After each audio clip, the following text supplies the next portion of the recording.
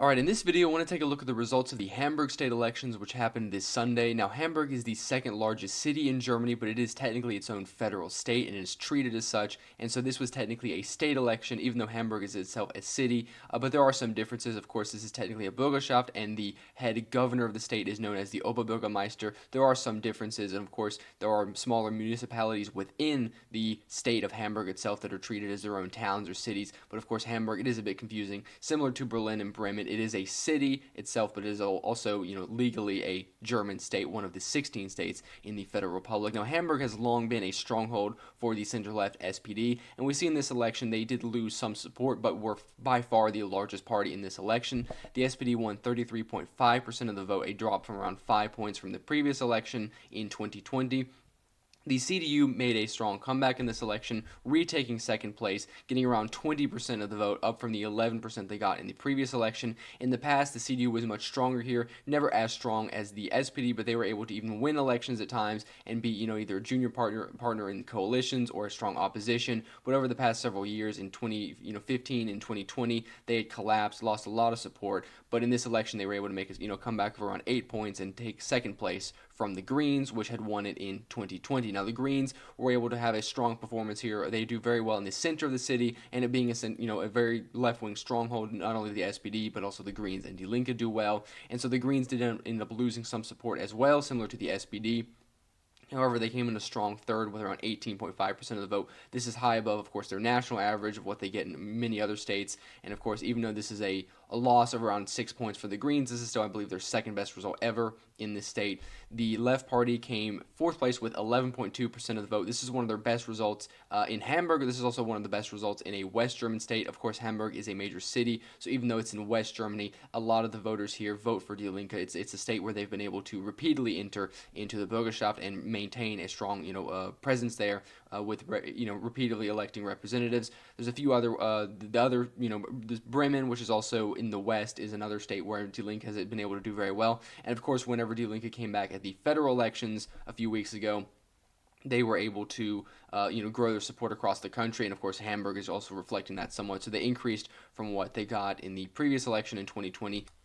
Now, the AfD got 7.5% of the vote, an increase of around 2 points from the previous election. Now, of course, Hamburg is the weakest state in all of Germany for the AfD, so it is understandable for them to do pretty poorly here. However, this is around 3 points below what they got in Hamburg for the federal elections last week, and I believe that a lot of the voters kind of saw different topics at this election for the state and federal level, and there's probably a lot of voters that voted for the AfD at the federal election but ended up voting for the SPD at the state election. The SPD got around 20% for Hamburg in the federal elections and around 33% here. So there's probably a lot of voters for other parties that ended up backing the SPD. There could have been some voters that ended up wanting to vote for the AfD or voted for the AfD in the federal election but voted for the CDU in hopes of getting them in the government and ending the governments of the SPD Green Coalition. So there are different dynamics at play here, different vote. People didn't vote the exact same as they did for the federal election, and we see the AfD performing slightly less, but they did increase from what they got in the last election, which is a trend that they've seen in many states. The pro-EU, European Federalist, center-left party Volt did very well here, especially with younger voters, winning 3.2% of the vote. This is one of their best state election results in Germany. However, of course, since there's a 5% threshold, this is not enough for them to win seats. The FDP lost half of their votes. Now, in the last election, they fell below 5%, but were able to win one seat through a direct mandate and were represented via an independent or factionless candidate or representative in the Hamburg Bürgerschaft. However, now they have lost all their representation and have fallen to around 2.3% of the vote. And we will see that the FDP will probably continue to lose heavy support through various state elections, and they will eventually have to be able to hold on to see if they can survive as a political force in Germany. Now, the BSV did very poorly here, winning only 1.8% of the vote. Now, I suspected Hamburg was going to be one of the states where the BSV struggled. I think the BSV was going to do well in the East German states, of course, and then maybe be able to make 5% federally or in the EU level. But in a lot of the West German states, even the city states that do better for somewhat more left-wing parties, I suspected them to have a hard time. Now, of course, 1.8%, this is probably lower than what they were initially going to get. There's probably a lot of voters that saw them fail to enter into the Bundestag and say that the BSV is no longer a viable alternative and maybe voted for Die Linke, the AfD, or the SPD. And so the loss at the federal election probably did weaken the result by a point or two. But nonetheless, I think it was going to be hard for the BSV to get in the Hamburg Bürgerschaft anyway. Now, if we take a look at the map of the city, we can see that the very center you have some strongholds for the left and the Greens. Now, the SPD, interestingly enough, does a lot worse in the center of the city because you have, of course, the center of Hamburg is much more left-wing than the outskirts, but usually the left-wing voters there are people who tend to vote for the left or for the Greens, maybe university students for the Greens, maybe more working-class people for Die Linke, maybe more minority voters going, between the two parties. And then the SPD does good in the kind of middle parts and the outskirts of the city, where you also see some strongholds for the CDU, which wins some of the more rural or suburban districts in the state of Hamburg. Now, if you take a look at the coalition calculations, the incumbent government has won re-election, the SPD and the Greens, even though they each lost around 5-6 points. They do have enough seats in the Hamburg Bürgerschaft to maintain their majority, and Peter Tschechner, the incumbent Oberbürgermeister or governor or head mayor, will be re-elected. Now, it is possible for the SPD to coalition with the CDU. However, considering they have a viable majority with the Greens, which they are already in coalition with, it is almost certain that the SPD Green, the red-green coalition, will continue.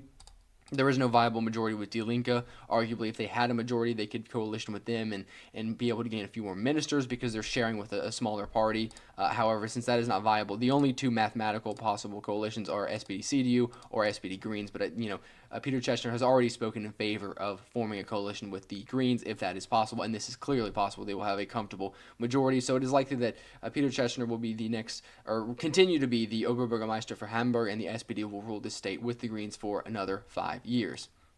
Now, if we take a look at the approval rating of the state government in Hamburg versus the Traffic Light Coalition, we can see something, a very clear, a different picture to why many people voted for the SPD, probably in bigger numbers in Hamburg than they did in Hamburg for the federal election. And if we take a look, the approval rating for the Hamburg Senate, the government of Hamburg right now is at 61%. So the majority of people in Hamburg view Peter Tschechner and his government in a positive way, and at the same time, the same voters in Hamburg, only 18 or 17% of them view the Traffic Light Coalition favorably, and so there's a lot of voters that probably were supportive of the SPD in the state level, but did not like Olaf Scholz and his federal government, and this is part of the reason why there's a 10-point difference in the support for the SPD, or over 10 points in support for the SPD in Hamburg for the federal election and Hamburg for the state election.